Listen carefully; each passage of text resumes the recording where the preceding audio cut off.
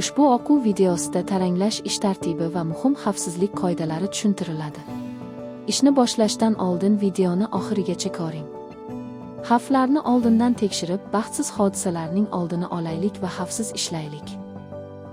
Umumiy bajarilishi kerak bo'lgan qoidalar. Quyidagilar taranglash ishida bajarilishi kerak bo'lgan umumiy qoidalardir. Ish vaqtida shaxsiy himoya vositalarini albatta taqing. Ishdan oldin va keyin ish joyini doimo tartibli saqlang. Barcha ishlar faqat ish ruxsatnomasi tasdiqlangandan keyin bajariladi. Ish vaqtida yurish yo'lagi va yetarli ish joyini ta'minlang. Olov yoki uchqun chiqadigan ishda uchqunlarni nazorat qiling va yong'in kuzatuvchisini joylashtiring. Ishlayotgan uskunaga yaqinlashmang, ruxsatsiz boshqarmang yoki ta'mirlamang. Xavfsizlik moslamalari va himoya qurilmalarini ruxsatsiz olib tashlash yoki yechish taqiqlanadi. Ishdan oldingi tekshiruvlar. Quyidagilar ishni boshlashdan oldin albatta tekshirilishi kerak. Shaxsiy himoya vositalari to'g'ri taqilganini tekshiring. Xavfsizlik kaskasi, xavfsizlik poyabzali, xavfsizlik kamari, oyoq himoyasi, xavfsizlik nimchasi va qo'lqoplarni taqing. Ishdan oldin uskunalar holatini tekshiring. Silindr klapani, taranglash moslamasi, kupler va mahkamlash blokining yeyilish holatini tekshiring. Xavfsizlik moslamasi bo'lgan uchib ketishga qarshi himoya qurilmasi o'rnatilganini tekshiring.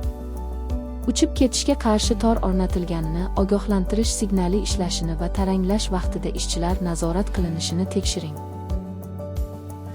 Endi taranglash ish tartibini tushuntiramiz. Po'lat sim arqonni taranglash ish tartibi. Barcha ishchilar ishni boshlashdan oldin tibim o'tkazish kerak. Ishchi po'lat sim arqonni saqlash joyidan yechib olib harakatlantiradi. Po'lat sim arqonni taranglash moslamasining mahkamlash tomonidagi teshikka kiriting. Po'lat sim arqonni davom ettirib kiriting va uni qolip ichidan o'tkazing. Keyin po'lat sim arqonni kuplerga mahkamlang.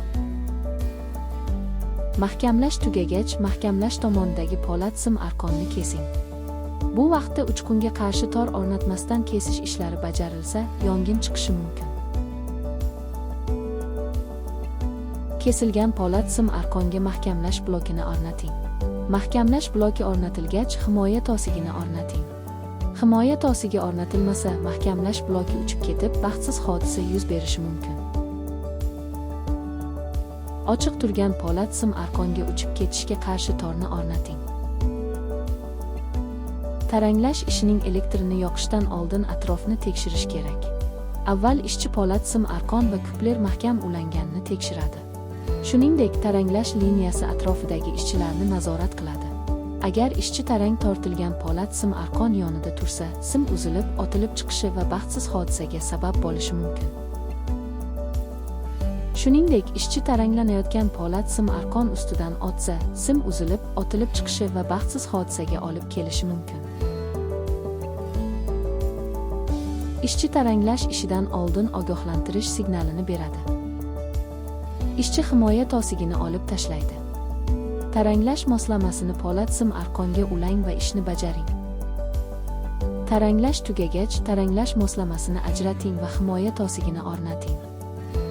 Taranglash moslamasining elektrini o'chiring. Kabelni tartibga keltiring. Taranglash moslamasini belgilangan joyiga qo'ying.